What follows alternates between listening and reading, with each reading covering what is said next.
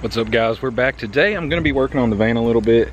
From my understanding, and the PCM cannot control the boost with the big AGP wastegate. So I think that might be the issue we're having with this thing having such bad part throttle boost, and just how erratic it's acting in general. Like, I'm gonna be honest with you, I don't know what the hell I'm doing when it comes to this. This is a whole new learning curve. So I'm gonna try and take this AGP wastegate off. I think it's sitting in here. I went and picked up a stock wastegate yesterday. I know it ain't the best or the prettiest looking thing, but we got that now. I know the PCM can control the boost from that. Now, it could be me. I might have the vacuum routing all completely messed up in this thing. But from all the diagrams I have, I'm like 80% confident. So I'm gonna go ahead and I'm gonna work on pulling this wastegate off and putting that stock one back on, and we're going to take it down the road, see if the boost is a lot more controllable. And if it is, I already bought HP tuners for the van, so we can go hook that up, get the wideband and all that data logging stuff going. And pretty much other than that, all we're lacking is the axles. I've been in contact with DSS. He messaged me today, and he's currently working on everything. I sent him the measurements, so he's going to get back with me hopefully today, if not tomorrow, and we're going to go from there.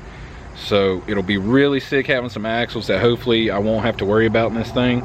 But yeah, that's enough talking. We're gonna go ahead and get this wastegate off. I actually had to take my top oil feed hose off to get to this bottom bracket. But as you can see, I got that out. I got both bolts and the cotter pin laying up there. So now we just gotta cut this vacuum line off, and the AGP wastegate's out of there. And there we go, we got the stock wastegate on, the vacuum line's on. We gotta throw a zip tie on right there just in case it blows off, because you blow one of them lines off, it's gonna make a lot of boost. Arms on with the cotter pin, everything's bolted down. So we're gonna go ahead, throw a zip tie on that, start it up, and we're gonna take it down the road.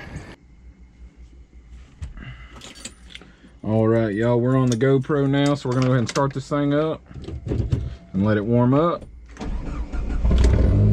Make sure we ain't got no leaks from that oil fitting.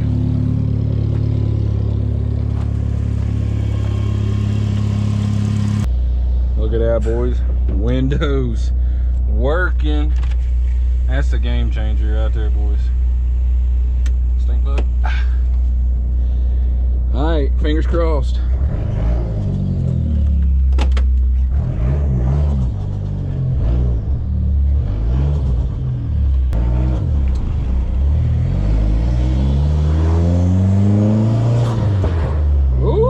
That sounds promising.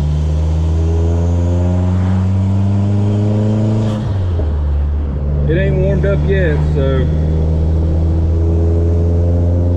we're gonna get a little bit more heat in her before we actually beat on it. Let's see what it does, boys.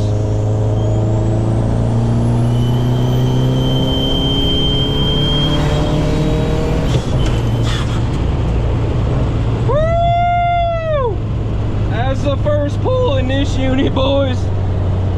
God dang.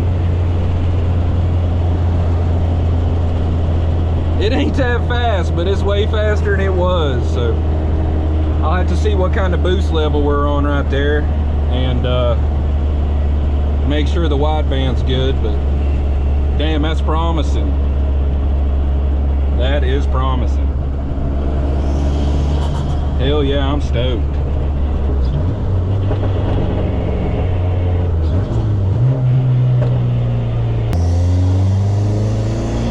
I don't want to spin him first and break his axles, so let's see what this does.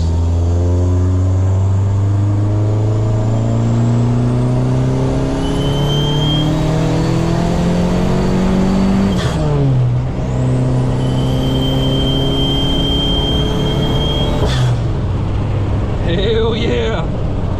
This thing's running, boys! I think the speedometer is really off since we got these big ass tires on here. But other than that, I think this thing's ready to go on HP tuners and turn up. I really don't want to beat on it with these axles though. This is going to be hard. I need solid mounts though. I can feel it.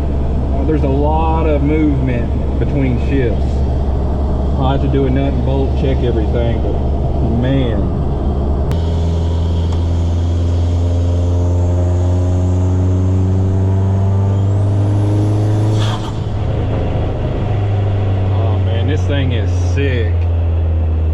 kind of sketch still, but it's sick. I couldn't imagine what this thing's gonna feel like with realistically any more horsepower. But also, it's the next day, and I've done a little poll on Instagram on bumper or no bumper for the minivan, and literally about 85% of y'all wanted the bumper back on it. And I wasn't the biggest fan of the bumper on it. It just hid too much of the intercooler, which I know that's the point of a sleeper, but I don't know. I mean, it is a straight pipe minivan. You can hear the turbo. It's got the wheels on it. Why hide that big ass intercooler, you know? So I got a little carried away. I didn't really know exactly how to go about cutting it, so I just cut it. And here it is. It's not the best, but it ain't the worst. It's starting to grow on me, but I still prefer it without the bumper. It is what it is, though. It's on there. So next order of business is I got these brand new headlights are getting so much condensation in them. I guess I gotta bake them, take them apart, and reseal them. This one's not doing it, but for some reason that one is, and it's really bugging me. But other than that, I guess I'm gonna take this thing out for a little bit, do some driving. Went ahead and I picked up a couple interior trim pieces I was lacking. So we finally got that piece now. We gotta bolt that piece in, and I got the access panel for the back here. If you can see that unit right there. So we're good to go on all that. Actually got the glove box mechanism that I was missing too, so good to go on that. I just really got to throw all these trim pieces back in, and we're good to go. But other than that, I actually have been in contact with DSS on the axles. I've already placed an order. They're in process of being made, so I got confirmation this morning. It's going to be about 4 weeks, unfortunately, but it is what it is. You know how timelines are, especially nowadays with this COVID stuff going around, and especially with a custom order part like that. It's completely understandable. So we got the level 5 axles coming for the van. Fingers crossed we don't break those things. But other than that, we're pretty much done with the van at this point. Like, I mean, it's far from done, but this stage of the van, it's done. Like, there's really nothing else I can do to it. Besides just tune it, make it a little more power on the stock turbo. But I really want to get them axles in before I start leaning on them axles. That way I have them as a spare. But yeah, the van might be sitting for a little bit, which means we might be messing with something else here soon. We still got the Crown Vic in there. That's almost done. We just got a little bit of wiring and some tuning to do on that.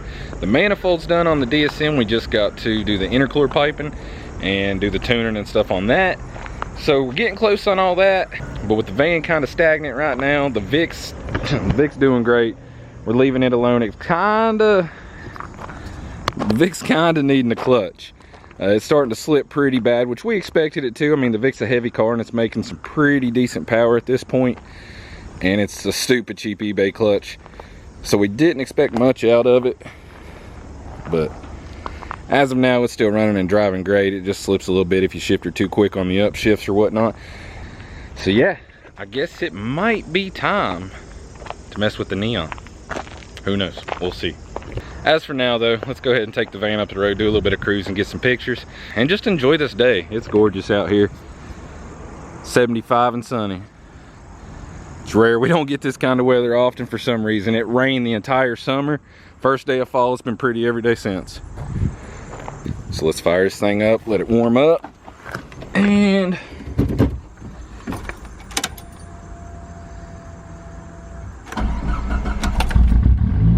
yeah, buddy. All right, y'all, I'm gonna go ahead and try and hold this camera right here between my hip and this door handle. Do a little bit of driving. I don't feel like wearing the GoPro today, so it's been getting some pretty grainy footage. So I just wanted to rock this camera today and get some decent footage.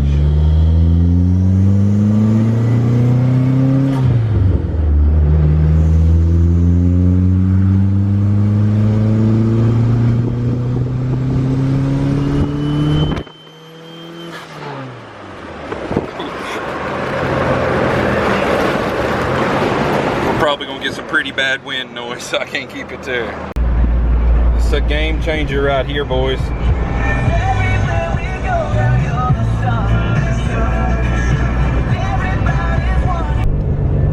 So pretty out here. Sure, we got some speed bumps. Slowish unit down.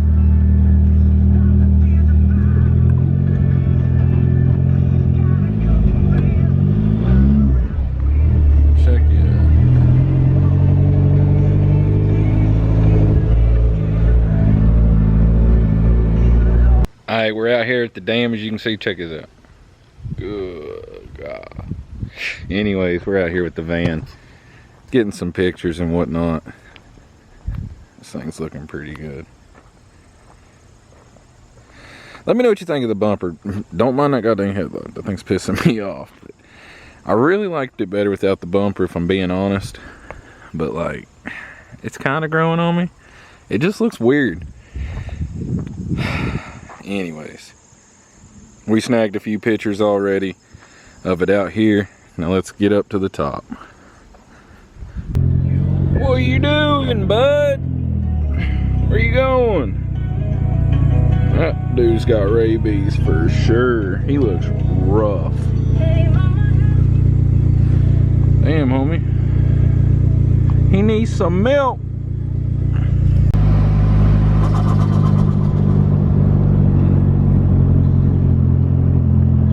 And here we are.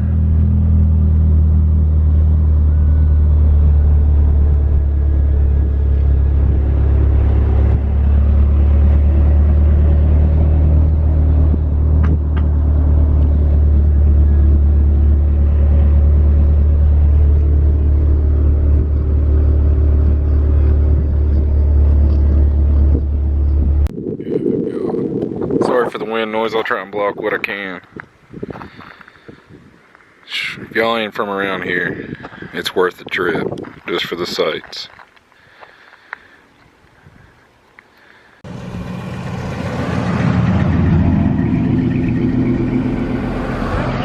That woman thought I broke down, but yeah, other than that, we're just gonna chill up here for a little bit. Pardon the wind noise if there is any. It kind of calmed down for just now, so I'm probably gonna take the van down here on one of these side roads, just get a couple rollers, not really roller pictures, but some sound clips, some drive-bys, whatnot, just so y'all can hear what this thing sounds like. It sounds pretty good for a minivan, but other than that, yeah, we're gonna do that, and we'll end that video off. So let me know what you think, and we'll see you back at the shop.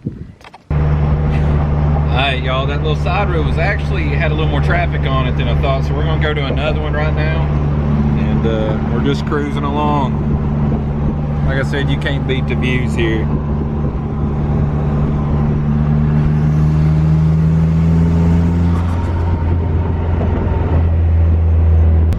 Leaves are starting to change here in Tennessee. It's one of the best driving roads in the country, though. Got us an eclipse behind us.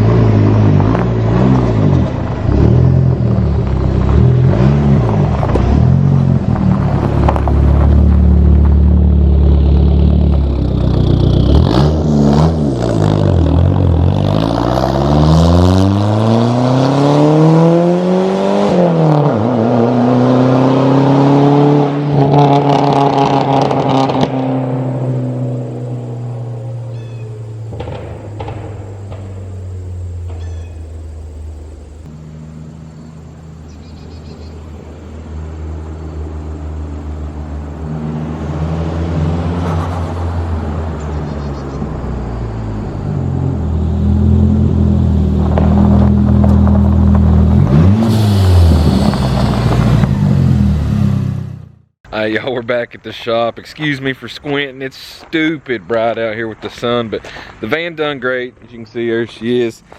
We took it around, probably, I don't know, we probably put another 30-40 miles on this thing today. And I can't be more happy with how it's driving. It needs solid mounts. I can feel the flex between shifts when I'm really getting into it.